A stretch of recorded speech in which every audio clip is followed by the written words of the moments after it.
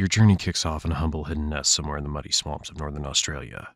When you emerge into the open, the first thing you see is one, two, five, no, nearly 40 siblings here. What a massive family. A shadow looms over you. Wait, it's your mom. Maybe she's here to give you a warm welcome to the world. Ow.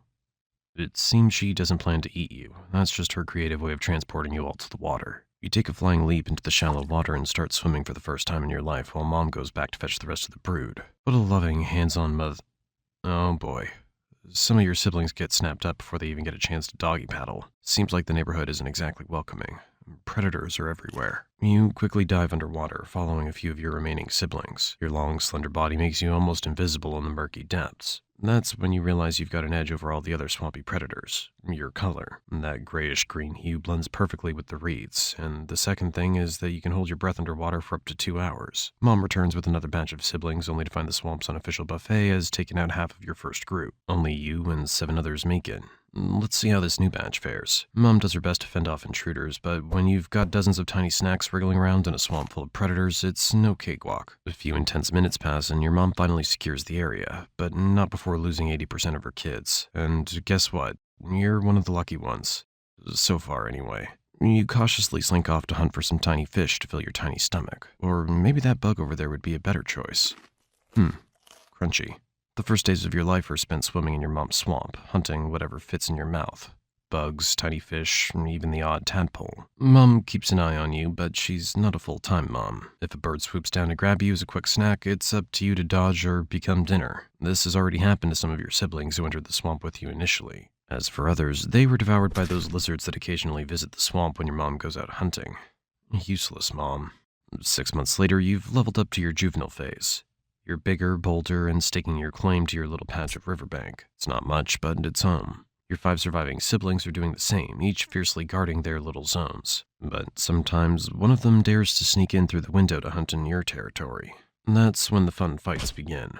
Not for you, but for the other siblings who sit and watch the show. The fights usually don't end in death, but these wounds are enough to leave you in pain for 2 days. By the way, your diet's had an upgrade. You've moved from kitty snacks to more satisfying fare. Crabs, fish, and frogs. If it moves and fits in your jaws, it's dinner. Oh, and did I mention your ultimate superpower? No, not that. It's your skin, covered in tiny super-sensitive dots that let you feel water vibrations from up to 65 feet away. Basically, you're rocking an internal surveillance system that can detect nearby dangers or potential feasts. It looks delicious. You silently pursue it, letting the murky waters conceal your approach. And with a powerful snap, the fish is yours. 3 months later, and the dry season sneaks up on you like a surprise test. The once sprawling swamp shrivels into a network of tiny, crowded pools. Water evaporates, leaving behind cracked mud, exposed fish, and a very grumpy crocodile population. And honestly, no one likes a cranky croc, especially when everyone's hungry. Food becomes an elusive treasure. Your diet takes a nosedive in quality as you scrape by on whatever you can find. Oh, look there. That little fish might do the trick. What do you think? Just let me finish my sentence. Anyway, enjoy your meal. Oh, your brother swoops in and steals it straight from your jaws. You glare at him, too tired to retaliate, and sink into the muddy water, grumbling to yourself. Starvation never looked so petty. As if that weren't bad enough, the adult crocodiles start moving in, claiming the remaining waterholes and taking whatever prey they want. Don't worry, you're not even worth a glance to them. Unless they're hungry. Hold on. There's a massive adult that glides into your pool. You hold your breath and retreat to the farthest, shallowest corner, praying it doesn't decide you're worth the effort. It doesn't, but the close call leaves you shaken. Oh, he left. Maybe he was searching for a big meal and couldn't find it here. Anyway, you can breathe now. 2 years fly by, and look at you now. 6.5 feet long and rocking that juvenile saltwater crocodile vibe. But this new size comes with a downside. Hiding under branches is no longer an option. You're far more visible now, making you an irresistible target for every predator in the area. So it's time to pack up and leave. Time to find a new place with fewer predators and, unfortunately, fewer feasts. Sure, it's not exactly a glamorous trade-off, but at this stage of your life, you're not picky. You'll take whatever you can get, as long as it doesn't come with teeth aimed at your neck. Your goal now is a territory that's less attractive, less comfortable, and of course has fewer prey. You might wonder why these odd specifications. It's to ensure that the bigger crocodiles won't come near this area, giving you a much safer environment. Alright, let's see what we have here. This is your current location.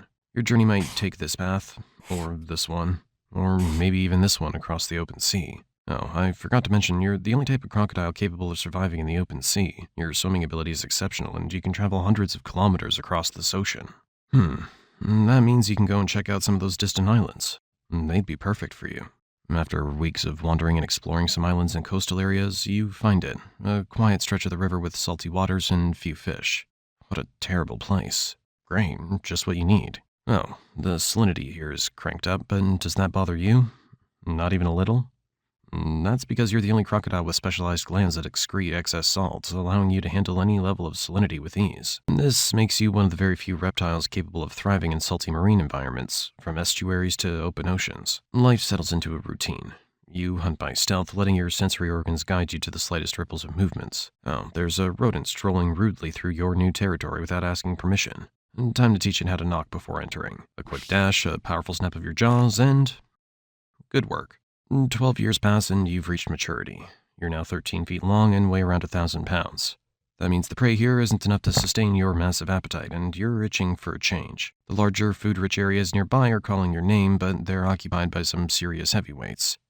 Time for a takeover. You size up a rival croc, a scarred veteran guarding a prime stretch of river. It's a tense standoff, tails swishing, jaws gaping, and both of you posturing like two guys arguing over a parking spot. The fight is brutal. You thrash, snap, and claw, each blow echoing through the water. And with a powerful bite... No, you did it. The river's yours now, and it's glorious.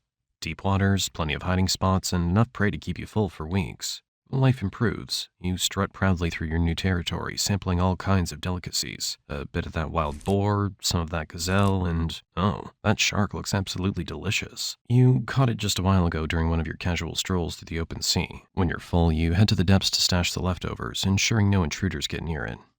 Perfect. It's well hidden. Oh, wait. A scent in the water. It's not food. It's a female crocodile. She's graceful, strong, and definitely not here for the scenery. You thinking what I'm thinking?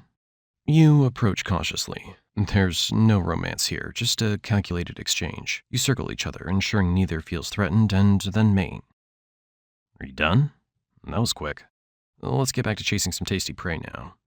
Oh, there's another female here. I forgot to mention, one of the perks of claiming a territory rich in prey is attracting a lot of females, and that means a lot of fun. But it also means a lot of intruders. No worries though, you're strong enough now to handle it. Okay, let's assume you're a female instead of a male. 6 weeks after mating, you realize it's time to secure your legacy.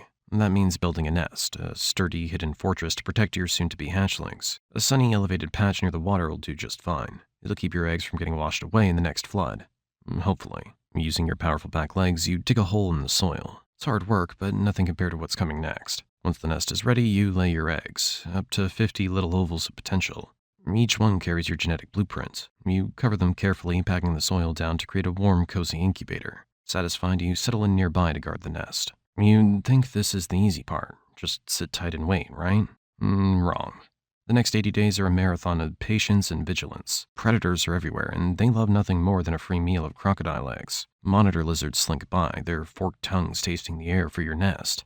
Birds perch nearby, watching and waiting for an opportunity. Even other crocodiles might decide your eggs look like a convenient snack, but you're not having it. Every time something comes too close, you charge with an earth-shaking hiss, jaws snapping. Most intruders get the hint and back off. The ones that don't, well, let's just say they don't get a second chance.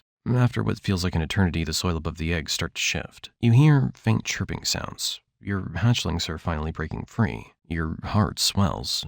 Not with warmth, you're still a cold-blooded reptile, but with the satisfaction of knowing you didn't sit around for 80 days for nothing. You dig carefully, removing the packed soil to help them emerge. Tiny, squirming bodies wiggle out of the nest, chirping for your attention. Miniature versions of yourself, all wide-eyed and ready for a world that's anything but welcoming. You gather as many as you can in your jaws. Your fearsome teeth, designed for crushing bones, now handle your offspring with the care of a mother cradling her newborns. You carry them to the water, depositing them in the shallows. It's their first taste of the swamp. But there's no time to celebrate. The neighbors have already noticed your brood. Birds, lizards, even fish start circling like party crashers who didn't get an invite. Some of your hatchlings don't make it.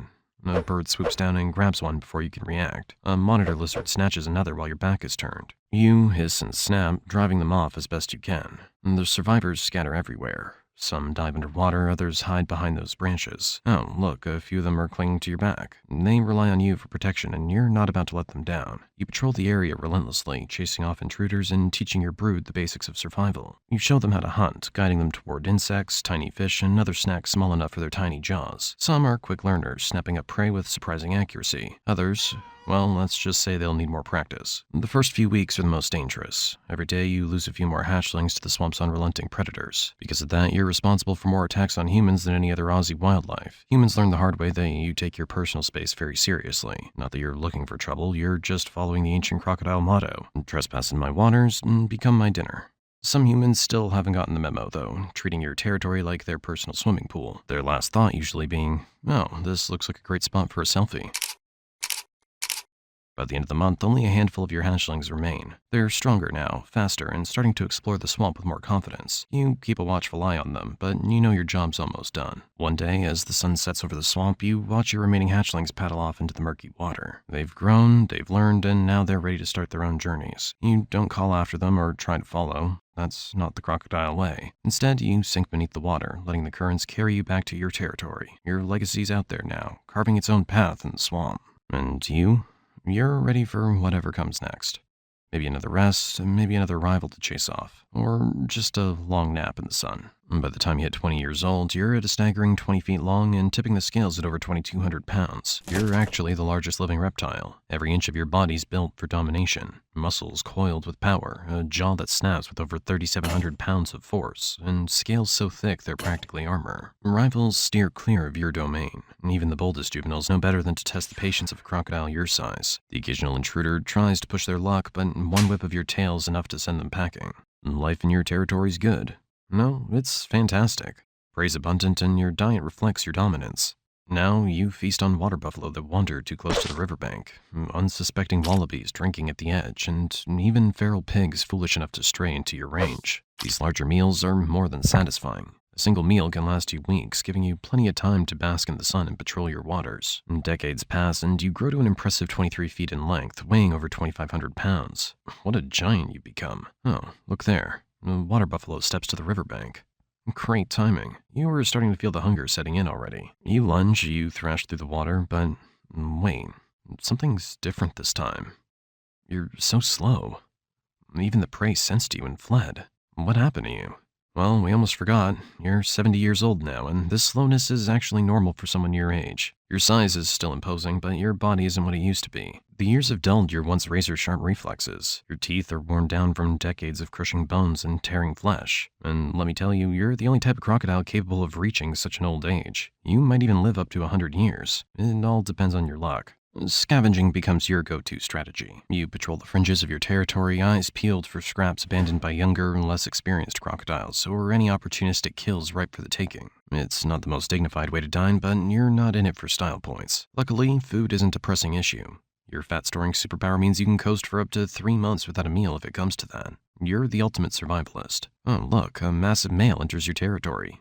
His scales unscarred, his movements quick and powerful. He's everything you once were, and he's here to claim what's yours. The tension builds as you two face off, circling each other in the water. You hiss, your jaws gaping in a display of dominance, but he doesn't flinch. The fight begins. That was quick. Have a good night.